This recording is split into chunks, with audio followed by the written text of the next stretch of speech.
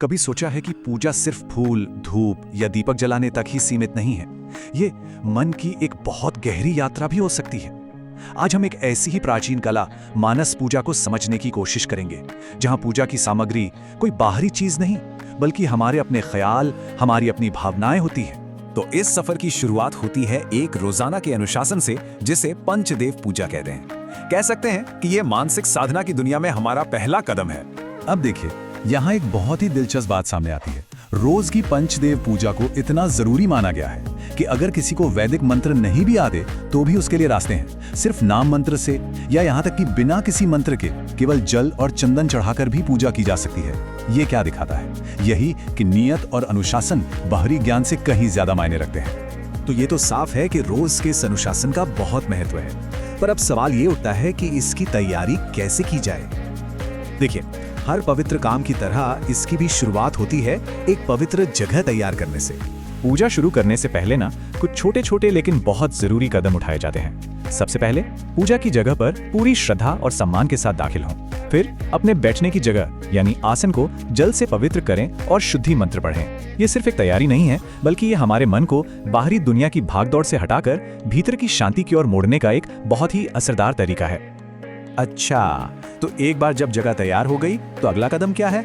अगला कदम है पूजा की सामग्री, यानी जो चीजें अर्पण करनी है उन्हें सही ढंग से सजाना।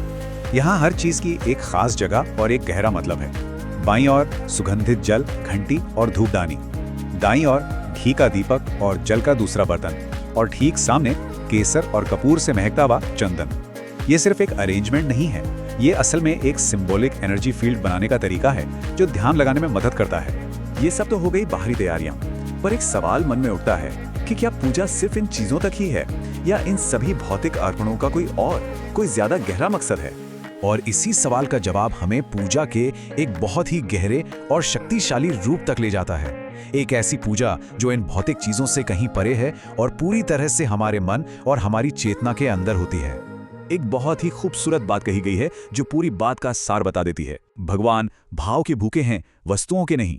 ईश्वर को हमारे चढ़ावे की जरूरत नहीं है, उन्हें तो सिर्फ हमारा सच्चा भाव, हमारी सच्ची भक्ति चाहिए। और यही ख्याल हमें पूजा के कहीं ज्यादा ऊंचे स्तर पर ले जाता है। और इसी को कहते हैं मानस पूजा। ये एक ऐसी पूजा है जिसमें किसी भी बाहरी वस्तु की कोई जरूरत नहीं होती। सब कुछ मन के अंदर होता है, कल्पना के जरिए, भावनाओं के जरिए। इसे भक्ति का एक ज्यादा एडवांस्ड और पावरफुल तरीका माना जाता है। तो फर्क क्या है इन दोनों में? सीधी सी बात है, बाहरी पूजा के लिए सामान चाहिए, एक खास जगह चाहिए, लेकिन मानस पूजा वो तो कल्पना से होती है। इसे कहीं भी किसी भी वक्त किया जा सकता है।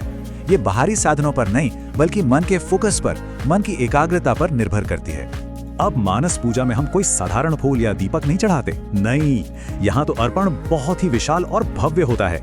यहाँ हम खुद ब्रह्मांड के मूल तत्वों को, the very elements of the universe, ईश्वर को अर्पित करते हैं। इसकी शुरुआत होती है पृथ्वी के अर्पण से। भक्त मन में ये कल्पना करता है कि वो पूरी पृथ्वी को उसकी सारी सुगंध के साथ चंदन के रूप में ईश्वर को अर्पित कर रहा है।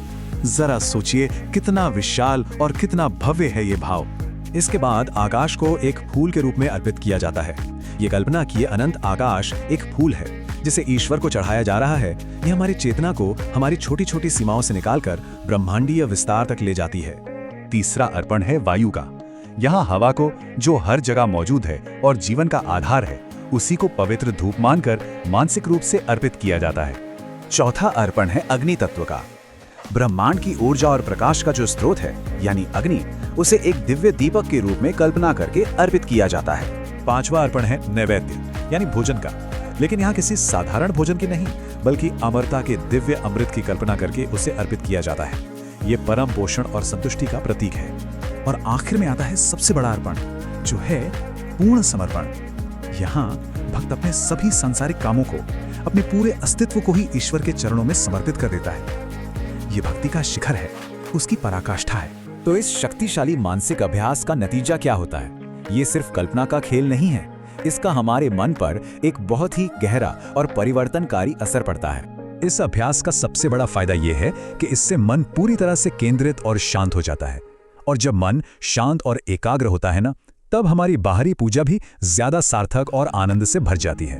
तो आखिर में हम क्या सीखते हैं? मानस पूजा असल में अपने भीतर एक मंदिर बनाने जैसा है। एक ऐसा पवित्र स्थान जो हमेशा हमारे साथ रहता है, चाहे हम कहीं भी हों। ये पूजा को सिर्फ एक बाहरी क्रिया से उठाकर गहरे ध्यान की एक आंतरिक अवस्था में बदल देता है। और ये हमें एक बहुत गहरे सवाल पर छोड़ जाता है। अगर हमारा एक विचार, हमारी एक भावना ब्रह्मांड के तत्वों जितना शक्तिशाली अर्पण बन सकती है, तो हमारी आंतरिक दुनिया और हमारी चेतना